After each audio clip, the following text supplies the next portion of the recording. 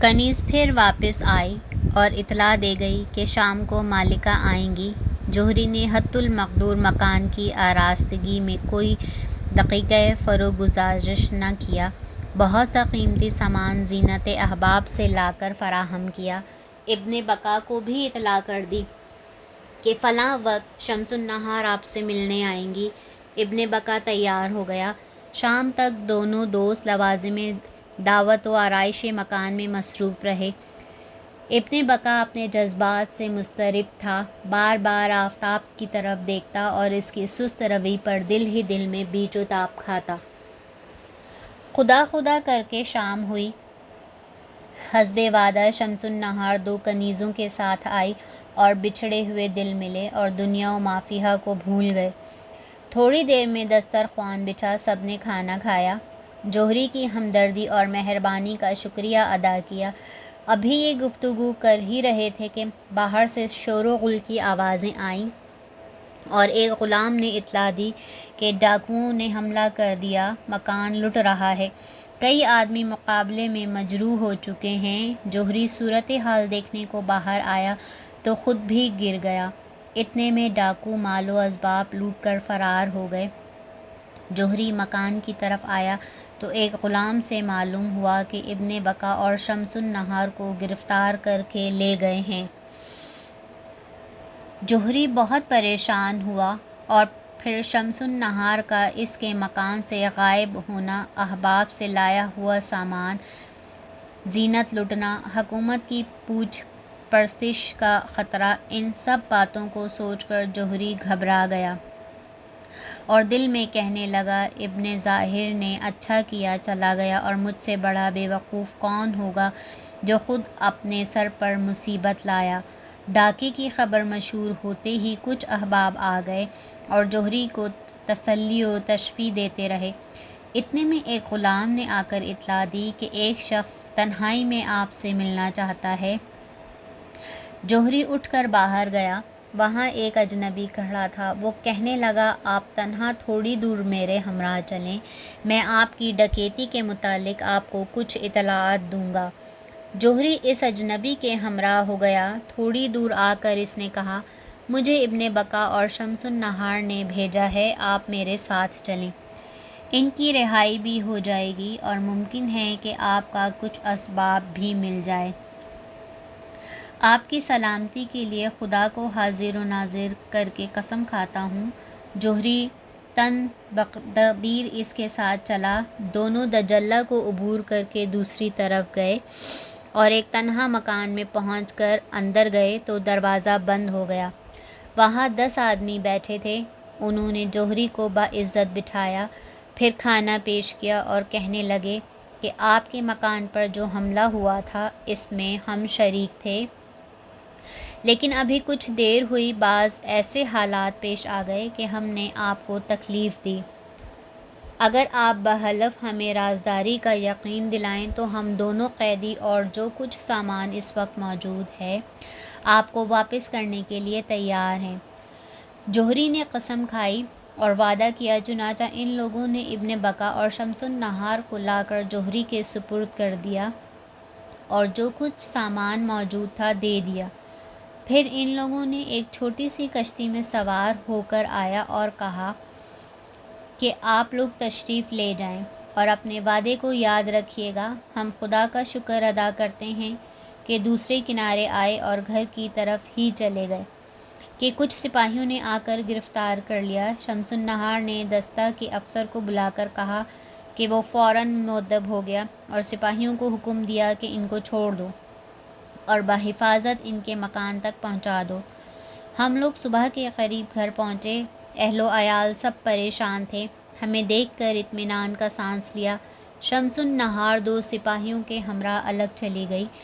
جوہری اور ابوالحسن پریشان تھے کہ دیکھیے کیا ہو، اگر راز افشا ہو گیا تو خدا خیر ہی کرے۔ صبح کو شمس النہار کی کنیز آئی۔ جوہری نے حال دریافت کیا۔ وہ کہنے لگی، خدا نے بڑا فضل کیا، راز چھپا رہ گیا۔ ان سپاہیوں کے ملنے سے بہت خطرہ پیدا ہو گیا تھا، لیکن شمس النہار نے افسر کو کچھ دینار دے کر خاموش کر دیا۔ سپاہیوں کو اس کی شخصیت کا علم ہی نہ ہوا۔ پھر اس نے 2 تھیلیاں اشرفیوں کی جوہری کو دے کر کہا، یہ شمس النہار نے بھیجی ہیں، آپ ان سے اپنے نقصان کی تلافی کیجیے۔ جوہری نے بڑا شکریہ ادا کیا۔ کنیز تو چلی گئی۔ جوہری نے سب چیزیں خرید کر جس کا سامان لٹ گیا تھا واپس کر دیا۔ بعد میں وہ ابوالحسن کے پاس گیا اور کل حالات کی اطلاع دی۔ 3-4 روز تک کوئی قابل ذکر واقعہ پیش نہ آیا۔ ایک روز جوہری اپنی دکان پر بیٹھا تھا کہ وہی کنیز جو خطوط لایا کرتی تھی گھبرائی ہوئی آئی اور کہنے لگی کہ آپ اور ابوالحسن اسی وقت کہیں چلے جائیے، 1 منٹ کی بھی دیر نہ کریں۔ شمس النہار کو خلیفہ نے طلب کیا ہے اور میں تمہیں اطلاع دینے آئی ہوں۔ جوہری کے ہوش اڑ گئے۔ دکان بند کر کے بھاگا ہوا ابن بکا کے پاس گیا اور حالات بتائے۔ پھر دونوں تیز رفتاری سے گھوڑوں پر سوار ہو کر شہر انبار کی طرف روانہ ہو گئے۔ راستے میں کچھ ڈاکو مل گئے اور جو کچھ زیادہ راہ جلدی میں چلتے ہوئے لے آئے تھے لوٹ لیا، حتیٰ کہ بدن کے کپڑے تک اتروا لیے۔ صرف ایک جامہ 70 پوشی کے لیے پاس رہ گیا۔ پریشان و مضطرب ایک طرف چل دیے۔ متواتر صدمات اور شمس النہار کی گرفتاری کی اطلاع نے ابن بکا کو نیم جان کر دیا تھا۔ راستے میں بیمار ہو گیا، مجبوراً ایک مسجد میں پڑ گئے۔ مسجد شہر سے کچھ دور بنی ہوئی تھی۔ صبح کو ایک نمازی آیا، ان لوگوں کو دیکھ کر حال دریافت کیا۔ جوہری نے لٹنے کا واقعہ بیان کر دیا۔ وہ بڑے اصرار سے دونوں کو اپنے گھر لے گیا اور ہر ممکن خاطر و مدارات کی۔ مسجد میں نیک آدمی سے ملاقات۔ اس نیک مرد کے مکان پر جا کر شہزادے کی تکلیف اور بڑھ گئی۔ تیسرے چوتھے روز حالت خراب ہونے لگی تو ابن بکا نے جوہری کو بلا کر کہا کہ میں تمہیں گواہ کرتا ہوں کہ اپنی جان شمس النہار کی محبت میں دے رہا ہوں، اور یہ وصیت کرتا ہوں کہ بغداد جا کر میری والدہ کو اطلاع کر دینا، ممکن ہو تو مجھے بغداد ہی میں دفن کرنا۔ جوہری کی آنکھوں میں آنسو آ گئے اور اس کی بے کسی کی موت پر بہت رنجیدہ ہوا۔ بہرحال جوہری نے ابن بکا سے وعدہ کر لیا تھا کہ تمہاری وصیت پوری کرنے کی کوشش کروں گا۔ اسی روز شہزادہ ایران ابن بکا کا انتقال ہو گیا۔ جوہری اپنے میزبان کے ہاں اس کی نعش امانت رکھ کر بغداد واپس آیا اور پوشیدہ طور پر رات کو ابن بکا کے گھر پہنچا۔ اس کی والدہ کو سب حالات سنائے۔ وہ غریب اپنے جوان بیٹے کی موت کی خبر سن کر بے ہوش ہو گئی۔ جوہری اگلے روز اپنے گھر میں تھا کہ ایک سیاہ پوش عورت آئی۔ جب اس نے برقع اتارا تو جوہری نے پہچانا کہ وہ شمس النہار کی ہمراز کنیز ہے۔ جوہری نے حال دریافت کیا تو وہ رو کر کہنے لگی کہ شمس النہار جب خلیفہ کے سامنے پیش ہوئی تو رونے لگی۔ خلیفہ کو اس سے دلی محبت تھی۔ اس حال میں اس کو دیکھ کر رحم آ گیا اور اس کو معاف کر دیا، لیکن شمس النہار کا دل ٹوٹ گیا تھا۔ وہاں سے آ کر بستر مرگ پر ایسی گری کہ تیسرے روز انتقال ہو گیا۔ خلیفہ نے اس کا مقبرہ بنانے کا حکم دیا ہے اور میں اس کی منتظم ہوں۔ مجھے ابن بکا کے مرنے کی خبر مل چکی تھی۔ میں چاہتی ہوں کہ دونوں عاشق و معشوق کو پہلو بہ پہلو دفن کیا جائے۔ جوہری نے کہا کہ اگر خلیفہ کو معلوم ہو گیا تو کیا ہوگا؟ کنیز نے کہا کہ اس کا میں نے انتظام کر لیا ہے، تم صرف ابن بکا کی نعش منگواؤ۔ اور اس طرح ابن بکا کو شمس النہار کے پہلو میں دفن کر دیا گیا۔ دونوں رفیق قیامت تک یکجا ہو گئے۔ شہرزاد نے جس وقت کہانی ختم کی، سپیدہ سحر نمودار ہو چکا تھا۔ سب اٹھنے لگے۔ شہرزاد نے دینازاد کو مخاطب کر کے کہا کہ اگر میں قتل نہ ہوئی تو کل شہزادہ قمرالزمان ابن بادشاہ زمان کی عجیب و غریب کہانی سناؤں گی۔ بادشاہ محل سے باہر آیا لیکن قتل کا حکم نہ دیا۔ چین کی شہزادی۔ رات کو جب شہریار خلوت کدے میں آئے تو دینازاد نے بہن کو یاد دلایا کہ کل آپ نے قمر الزمان کی کہانی سنانے کو کہا تھا، اب سنائیے۔ بادشاہ نے بھی تائید کی، چنانچہ شہرزاد نے کہانی شروع کی۔ بحریہ فارس سے 20-25 روز کی مسافت پر ایک جزیرہ ہے، تاریخ میں اس کا نام چندان لکھا ہے۔ وہاں کے بادشاہ کا نام شاہ زمان تھا۔ ملک آباد، رعایا شاد، خدا کی دی ہوئی ہر نعمت موجود تھی۔ بادشاہ کے عدل و انصاف کا چرچا رعایا کے ساتھ عام تھا اور دور دور تک یہ مشہور تھا۔ دنیا جہاں کے مصیبت زدہ لوگ وہاں آتے اور عادل شاہ کے زیر سایہ آرام و راحت حاصل کرتے۔ حکم یہ تھا کہ کسی ادنیٰ غریب کو بھی تنگ نہ کیا جائے۔ یہ سب ہوتے ہوئے بھی بادشاہ کے دل میں ایک خلش تھی جو ہر وقت اسے پریشان رکھتی تھی، یعنی کوئی اولاد نہ تھی جو وارث تخت و تاج ہوتی۔ جب بادشاہ کا رنج و غم بڑھا تو دایائیں سلطنت اور وزراء نے عرض کیا کہ آپ فقراء اور درویشوں کی خدمت کیجیے، ممکن ہے کسی کامل کی توجہ سے آپ کی تمنا پوری ہو جائے۔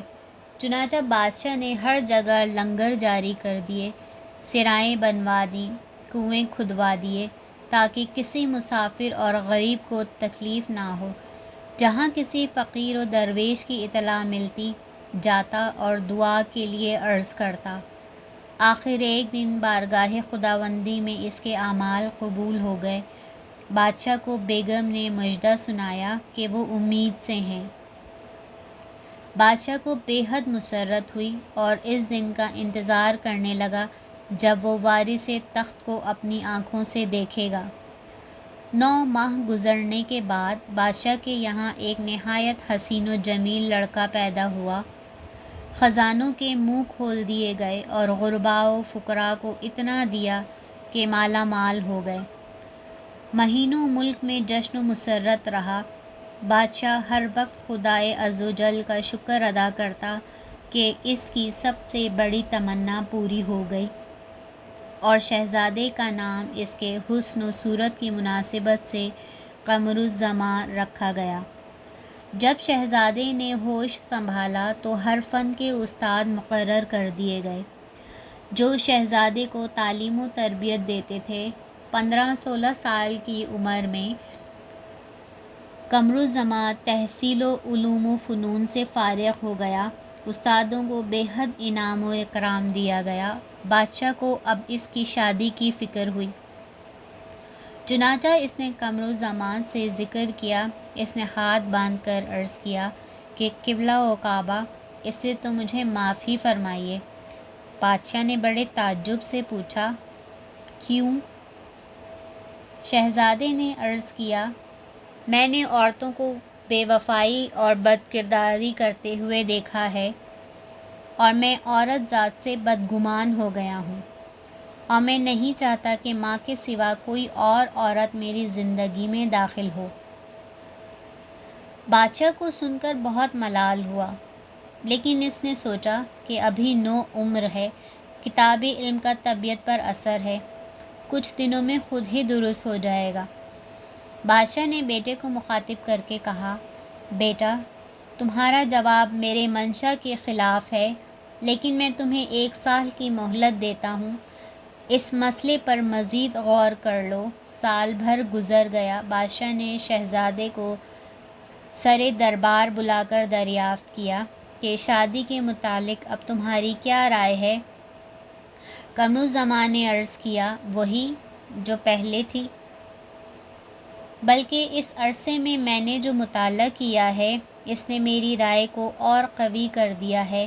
بادشاہ نے شہزادے کے انکار کو گستاخی پر محمول کیا اور کہا کہ کوئی تادیب کی جائے، لیکن وزیر اعظم نے عرض کیا کہ آپ اس کو 1 سال سوچنے کے لیے مزید دیجیے تاکہ یہ خوب سمجھ لے۔ یقیناً شہزادے کا مطلب عدول حکمی نہیں ہے، بلکہ اس رائے کا اظہار ہے جو کسی وجہ سے انہوں نے قائم کر لی ہے۔ وزیر اعظم کی سفارش پر 1 سال اور غور کرنے کی مہلت دے دی گئی، لیکن یہ سال بھی گزر گیا اور قمر زمان اپنی ضد پر اڑا رہا۔ بادشاہ بہت ناراض ہوا اور شہزادے کو ایک پرانے افتادہ مکان میں قید کر دیا۔ یہ مکان مدت سے بند تھا۔ اس کے متعلق طرح طرح کی افواہیں بھی مشہور تھیں، جن میں اصلیت بھی تھی، کیونکہ اس مکان میں میمون پری رہنے لگی تھی۔ چنانچہ جس زمانے میں قمر زمان کو قید کیا گیا وہ کہیں باہر گئی ہوئی تھی۔ جب واپس آئی تو خلاف معمول مکان میں روشنی دیکھ کر متعجب ہوئی اور اس حصے میں پہنچی جہاں قمر زمان قید تھا۔ اس وقت نصف شب گزر چکی تھی اور شہزادہ محو خواب تھا۔ جیسی ہی میمون پری کی شہزادے پر نظر پڑی، اس کا حسن و جمال دیکھ کر محو حیرت ہو گئی۔ پھر آگے بڑھی اور قمر زمان کی پیشانی پر محبت سے بوسہ دیا اور دل میں کہنے لگی کہ یہ تو بہت خوبصورت بلا ہے، میں اس سے ضرور دوستی پیدا کروں گی۔ اس لیے شہزادے کو جگانا مناسب نہ سمجھا۔ آہستہ سے چادر اڑا کر کسی کام سے آسمان کی طرف پرواز کر گئی۔ راستے میں ایک جن آتا ہوا ملا۔ پری نے پوچھا، کہاں سے آ رہے ہو؟ جن نے کہا، چین سے آ رہا ہوں، وہاں شاہ چین کی لڑکی کو دیکھا۔ سچ کہتا ہوں، ایسی صاحب جمال عورت شاید روئے زمین پر نہیں ہوگی۔ اب تک دید کی تمنا دل سے محو نہیں ہوئی۔ پری نے کہا، ایسا ہی ہوگا، لیکن میں نے آج ایک ایسا خوش شکل نوجوان دیکھا ہے کہ اگر تم اس کو دیکھ لو تو اپنی شہزادی کو بھول جاؤ گے۔ جن نے کہا کہ تم چین کی شہزادی دیکھو تو معلوم ہوگا، انسان اور کیا پری، کوئی اس کا مقابلہ نہیں کر سکتا۔ لیکن وہ بیچاری آج کل قید میں ہے، کیونکہ شاہ چین اس کی شادی کرنا چاہتا ہے، مگر وہ برابر انکار کر رہی ہے اور کہتی ہے مرد بڑا بے وفا اور ہرجائی ہوتا ہے، میں کبھی بھی اس کو اپنا شریک نہیں بناؤں گی۔ شہزادے کے پاس پری کی آمد۔ پری نے کہا، تم خواہ مخواہ اپنی شہزادی کی تعریف کیے جا رہے ہو۔ اس کا فیصلہ اس طرح ہو سکتا ہے کہ شہزادی کو گہری نیند سلا کر لے آؤ اور میرے شہزادے کے برابر لٹا کر موازنہ کرو۔ اس وقت معلوم ہو جائے گا کہ کون زیادہ حسین ہے۔ جن نے کہا، منظور، لیکن میں یقین کے ساتھ کہتا ہوں کہ تم شرط ہار جاؤ گی۔ پھر جن اٹھ کر واپس چلا گیا اور ذرا سی دیر میں شہزادی کو لے کر اس مکان میں آ گیا جہاں قمر زمان سو رہا تھا۔ جن نے بھی شہزادے کو دیکھا اور آپس میں بحث کرنے لگے۔ پری کہتی قمر زمان زیادہ خوبصورت ہے، مگر جن کہتا شہزادی، لیکن حقیقت یہ تھی کہ وہ دونوں کسی کو بھی ایک دوسرے پر ترجیح دینے کے قابل نہیں تھے۔ آخر پری نے زمین پر ٹھوکر ماری۔ اسی وقت زمین شک ہوئی اور ایک لنگڑا کبڑا جن باہر نکلا، جن کے سر پر 6 سینگ تھے، اور پری سے کہنے لگا، کیا حکم ہے؟ پری نے کہا کہ تم انصاف کرو کہ شہزادی اور شہزادے میں سے زیادہ خوبصورت کون ہے؟ لنگڑے جن نے کہا، ان کو برابر لٹا دو تاکہ آسانی سے